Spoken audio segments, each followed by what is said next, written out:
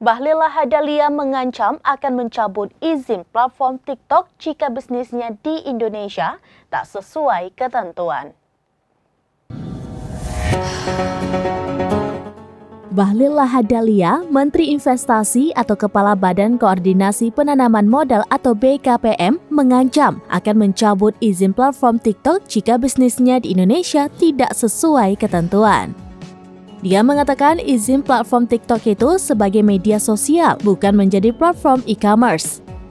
Bahlil mengatakan kepada awak media di kantor BKPM Jakarta Pusat pada Senin 25 September 2023 bahwa izin yang dipakai TikTok itu bukan izin untuk melakukan bisnis, namun untuk sosial media.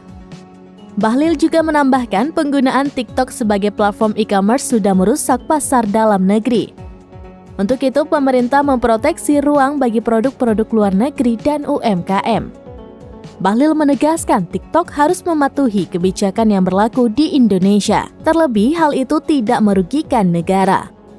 Untuk diketahui, pemerintah tengah mengatur aturan perdagangan barang impor yang masuk. Nantinya akan dikenakan pajak.